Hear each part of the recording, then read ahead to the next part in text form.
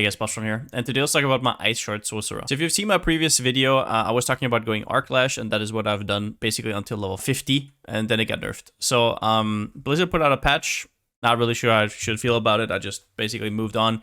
It is what it is. First, I want to point out, Arc Lash is still fine, right? So it lost quite a bit here. It lost 16% lucky hit chance. It lost some cooldown recovery rate, right? It lost like this legendary power got a little bit worse. But if you're at like level 80, 90, 100 and you have really good gear, you're probably not going to even feel a difference. The thing is that for me, I did feel the difference, and it was quite annoying to always have to upgrade your items so frequently because you have very distinct stats that you need for the build. So unfortunately, I had to end up scrapping it. The thing in Diablo 4 though is that you can quite easily respec. The one thing that is problematic is getting new gear, but in terms of just respecking your skill tree and stuff like that is actually very, very cheap. So even if you end up disliking a build, you can very easily change it around. All right, so before we get into anything else, I will show you the build a little bit. So this build revolves around Ice Shards, which is basically this projectile-based build. Whenever I press right-click, it's going to fire 5 of these shards. Now, if we go here, this is how it would look like against an enemy. We do this, and it also can pierce and ricochet. We're currently on World Tier 4. And yeah, this is going to be our main skill. It has a 40% chance to ricochet against frozen enemies. It always ricochets, which is, if you're playing PoE, kind of like Chain. And then it also makes enemies vulnerable. More on that later. To support this playstyle, we also have Frost Nova. Frost Nova is very important, not just for crowd control, but also because it interacts very interestingly with Ice Shards itself. So if we go here and I freeze this, basically we're just going to explode the whole pack. And there's a reason for that, which we're going to go over in a bit. That is your second skill. Frost Nova should be on as low of a cooldown as possible. Whenever you jump into a pack and you have it up, that means the pack most likely will die. So this is basically the main core rotation. And then we have some utility spells and some defensive ones. Teleport is incredibly strong because it also gives you, after teleport, you get 30% damage reduction. Really, really strong. Just one of the best sort of traverse skill in the game, movement skill in the game. Then we have some defensive stuff, like, for example, the Ice Armor and the Flame Shield. Flame Shield makes you immune while it's up. It also gives you a little bit of movement speed, which is nice to get out of wonky situations. And Ice Armor is basically there for a barrier. We do get bonuses while we have a barrier up. So, yeah, it's going to be up most of the time. We also have other sources. Those are kind of your core skills. Now, Flame Shield is replaceable until you're in end game. So right now, I'm level 70. It would not be 100% necessary. But the biggest flex slot probably is Inferno. So what Inferno does is it does a lot of burning damage, which we're not interested in. But what the first modifier does is it pulls in enemies. And since I'm playing in a group here or there, maybe I can show you this. Okay, so what happens is you can do stuff like this, right? Which for Ice Shards isn't really that necessary. It's nice to have everything up in a line. But the biggest thing about it is if you're in a group and you have a lot of like, I don't know, like specs that have some crazy AoE, this is a lot of utility to go for. So yeah, but that's kind of a flex slot. We're going to talk over other alternatives a little bit later. First, let's go over enchantments. There is a few things that you can do here, especially depending on what content you run. The one enchant you will always have is Firebolt. The only thing this does is it burns enemies whenever you hit it with anything, which is incredibly important for certain synergistic things like damage against burning enemies, critical damage against burning enemies, reduce damage taken from burning enemies. So it's basically a utility thing, but it is incredibly, incredibly important. And the second one is the Ice Shards enchantment. What this enchantment does is, you saw how when I pressed my Frost Nova, basically the whole pack exploded. And that's because while enemies are frozen, Ice Shards will automatically conjure and fly towards frozen enemies. What does that mean? It means that you basically have these auto-aiming missiles. And while it might not look like much, you will see that it's actually quite a big deal. So as you can see right here, whenever there's frozen enemies, they're going to get randomly just like bopped by Ice Shards, and they scale with the same things that your main skill. It's basically the same skill, and it also has the same masteries. It might not look like much, but it does help quite a bit, since this skill is linear, right? To just be able to kind of clear in a cone. However, especially if you're in a group, and that is not really needed because you already have people who do AoE, Frostbolt is incredible. This makes it so that enemies get chilled for 15%. So that means after some time, they will also get frozen. Chilled enemies have reduced movement speed. Repeatedly chilling an enemy will freeze it. And we hit a lot, right? So this is going to happen quite a bit, especially against chunky elites. And against bosses, you want to get to that stagger bar as soon as possible, and repeatedly chilling it will do that very, very quickly. I guess another fringe thing, if you're in hardcore, you could think about doing Flame Shield. Flame Shield automatically activates when you take fatal damage. This is basically like a cheat death situation where if you drop to almost 0 or 0, you get this 2 seconds of immunity, which could be the difference of you dying or not. So that's kind of sick. Also, this does work even if your Flame Shield on here is on cooldown. You still get this proc. Another thing is early game, you don't really need this one. I will link you to some leveling guides from Maxwell down below, but that will explain this a little bit more in detail, but you don't need this one early. Most of this will come together once you get to like the Paragon board. And then let's talk about skills. So we're starting off with Firebolt and Frostbolt. Common misconception is that people think if you have these enchantments, you have to have them on your bar. You do not. We're not using a basic skill to get back mana, and that is because I don't really want to. Now, the more ice shards I can use, the better. Whenever I have to cast Frostbolt to get back some mana, that is a downside. So I'm trying to fix that without it, but especially early, you will have to. So early, go for Glinting Frostbolt. There's no other really way to do it, right? You don't have the tools needed. What you need for the enchantments is at least 1 point in both of these, and then you can allocate the enchantment. Then we have Ice Shard, our main skill. It has a chance to ricochet, always ricochets against Frozen, with this node right here. And then there is kind of a decision, which is interesting.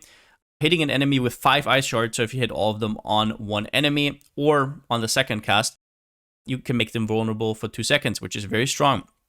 However, the other one is also very strong because it treats enemies, while you have a barrier, it treats enemies as if they're frozen. And if you see here, ice shards gives 25% more damage against frozen enemies. On top of that, we have some other sources that give the same buff, like for example this one here, 18% more damage against frozen, and there is also a legendary power that gives you 30-ish% more damage against frozen. So that is incredibly strong, and it makes it way more consistent. However, vulnerable is going to be very important when we talk about how we fix our mana, so keep that in mind in a second. If you have somebody in a group who can completely make it so that most enemies always have vuln, then sure, you can reconsider this one, but especially if you're solo, this is a must-have. We'll go over these small points at the end. Let's go over the skills here. Flame Shield, I only have 1 rank into this. The rest is from items right here. This one gives you immunity for normally 2 seconds. Since I have the extra levels, 2.5 seconds. And it gives you movement speed, and it also heals you. It's just incredibly strong all-around defensive skill. Then we have Teleport. I would love to put more points into this, but I'm kind of point starved at the moment. It reduces your cooldown even further. It gives you reduced damage whenever it's up. This one got nerfed from 5 to 3 seconds. It is still incredible, obviously. We actually put a point into Ice Armor and Enchanted Ice Armor for the extra mana regen. This basically just gives you the bubble that we talked about. Frost Nova, the more levels, the better. Getting this cooldown lower is going to be so important. This is probably the best Sorc skill in general. If you have a build that doesn't run this, I don't know what's going on, but in general, really strong. I'm probably going to get it down to like 10 seconds once I have some really good end game gear. Other than that, the only thing we're using is the Inferno because of the pull. This is mostly because I'm playing in a party. If I wasn't, I would probably go for Deep Freeze. This gives you another immunity and also deals quite a bit of damage, honestly. And it also reduces the cooldown of your non-ultimates, so all these defensive skills are back up sooner. So between that and Flame Shield, you can be immune for quite a while. I think it's incredible, but in general, I love the pull from Inferno. And then here at the end, as our key passive, we actually use Avalanche. So what this skill does is on lucky hit, your frost skills have a 10% chance to make your next ice shard free, and it also deals more damage. Very strong, but you have to get the lucky hit to support it. But there's another reason to get lucky hit, which we're going to go into right now, which is this one right here. Against vulnerable enemies, once again. So these are basically the reason why we want to have all that vulnerable, because against vulnerable enemies, this chance is doubled. So it's 20% instead of 10%, and this only works on vuln enemies, right? You get back 15 mana, and this works on all your hits of Ice Shard. So that is incredibly strong, right? So that is why I just kind of prefer having the vuln always. Even if I was in the party, it would be kind of annoying to kind of, I don't know, split off for a second and you can't really deal with a pack because all your mana regen is based around Vuln. So pick your poison, whatever you want, but that is how I went about it. Now, as for small nodes, Devastation is just there as a traveling node to get to Elemental Dominance. 9% more damage when cast above 50 mana, which is basically almost always. Elemental Attunement, just a 1-pointer because we hit a lot, so we're going to proc this basically every single time. We get the chance to reset the cooldown of a defensive skill. It's awesome with basically all of these.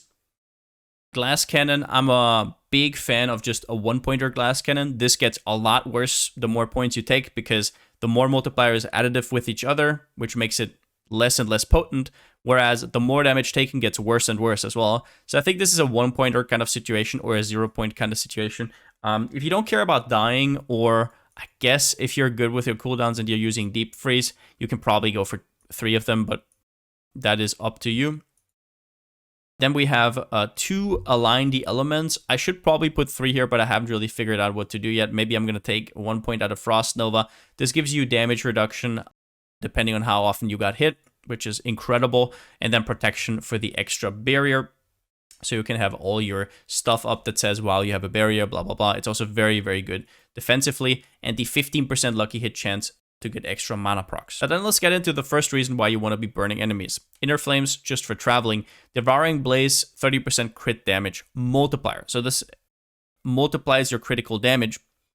And it also is 75% against immobilized enemies. The reason this is so strong is we're not really using Meteor, right? Because this is the only reliable, quote-unquote, way to immobilize. If you want to put that onto your bar, sure, but you're going to hate it because it's so delayed, right? Usually, elites should be dead before it even falls down.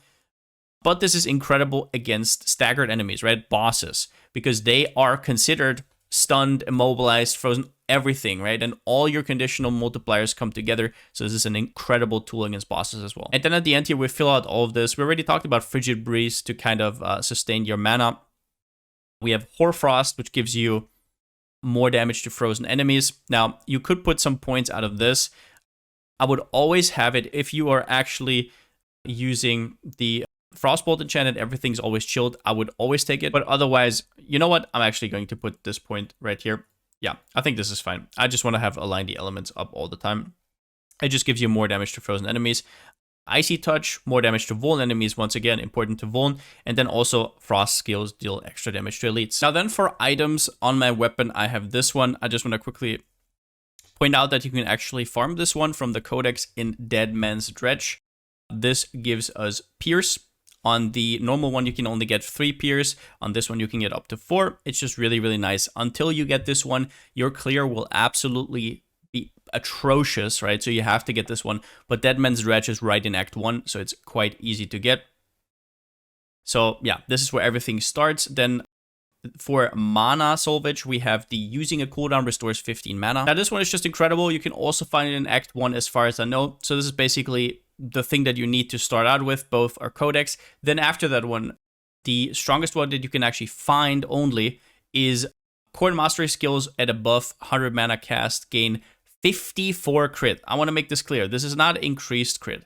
This is actually just base crit. So if you have 18 and you get that 54 on top, boom, you have 72 crit chance whenever you're that high. And with all the conditional stuff, you're probably going to get very close to 100. And later in the game, you will get to 100.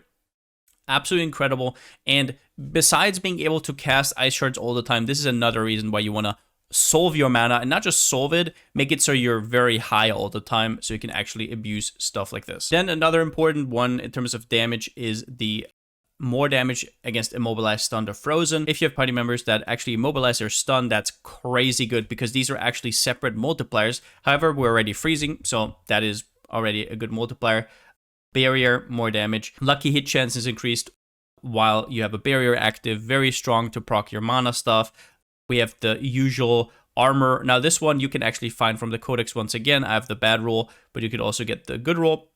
Another thing I do against my mana, this might just be overkill, is Avalanche Key passive now applies for 1 additional cast. And that is, if you remember down here, if we proc this, we get 1 free cast of Ice Shards. With this one, we actually get 2.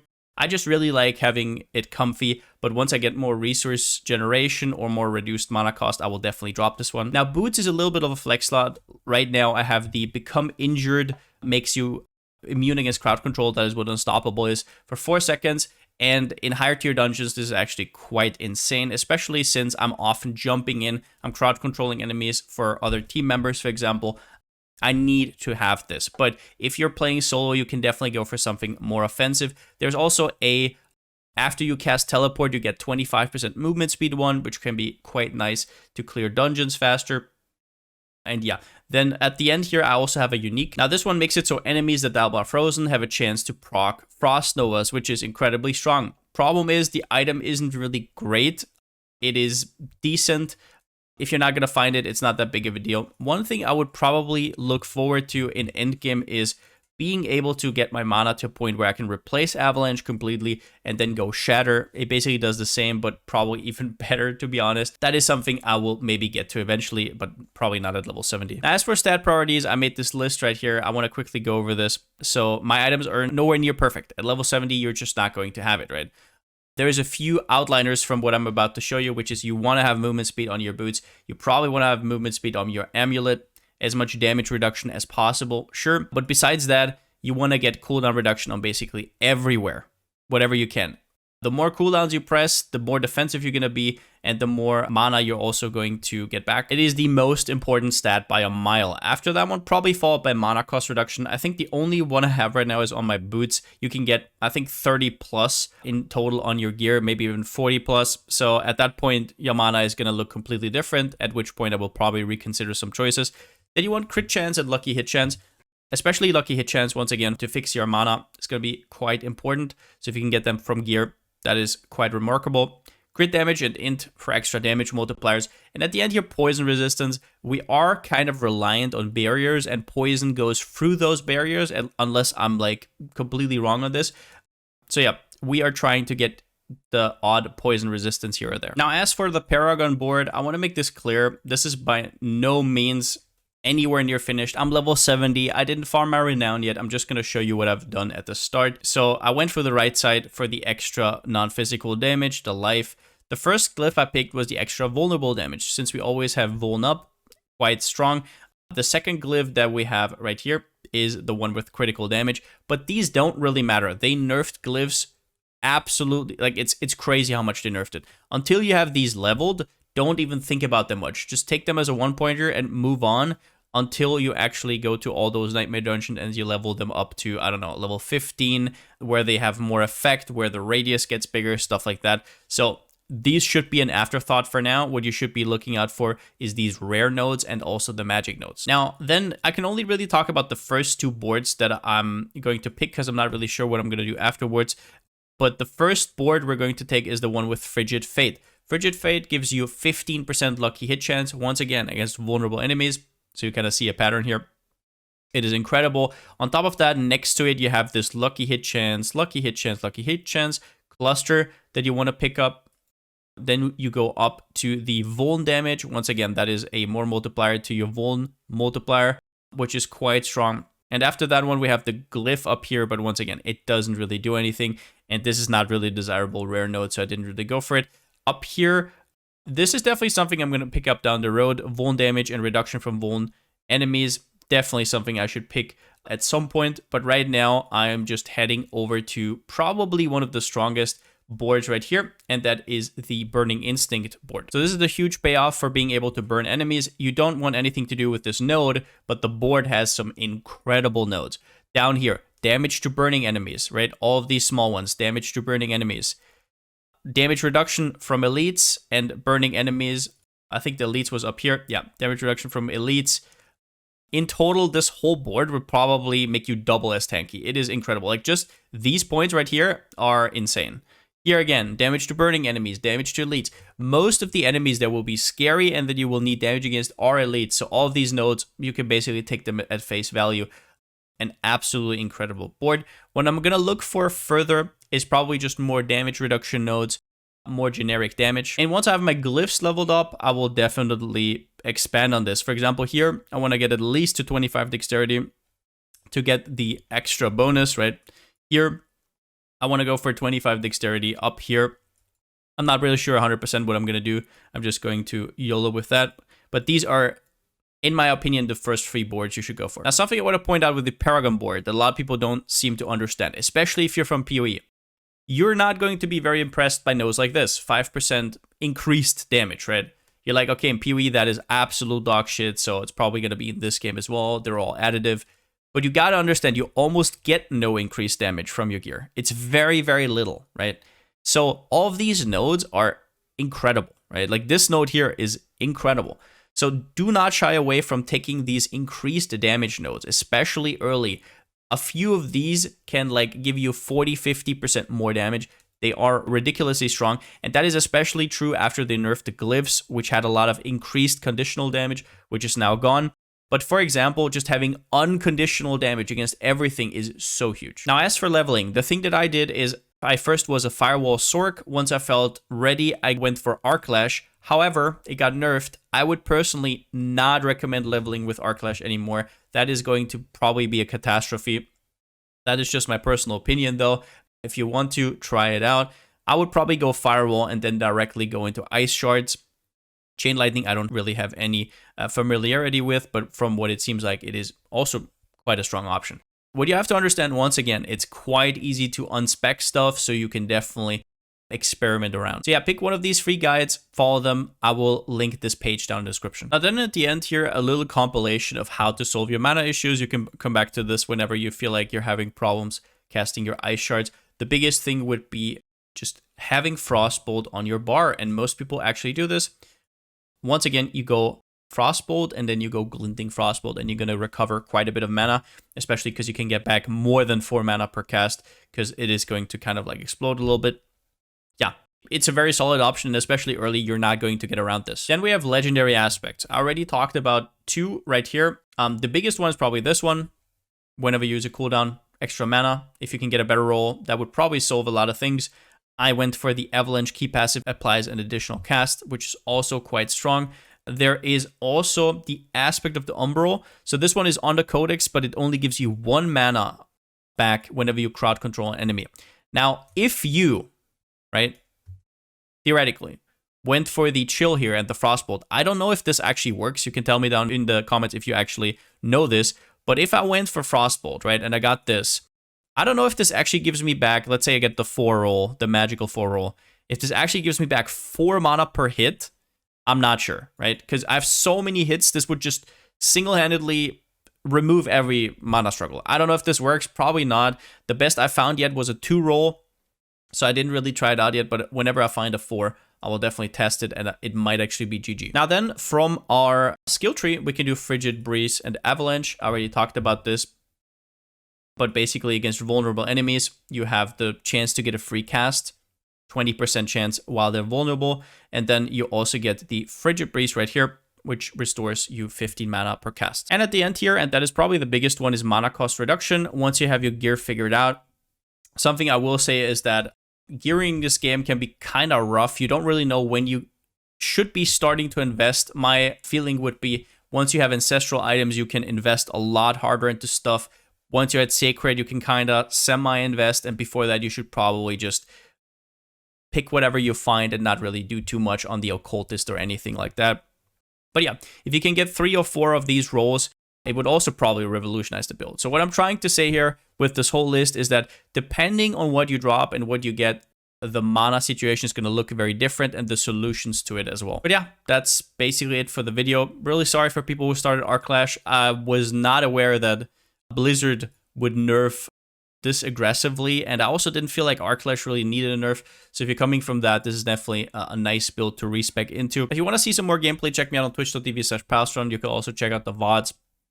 But in general, whether you want to play the build or you just wanted to learn a little bit about the game, I hope I could help you out with that. And since I still don't have a slogan, see you next time.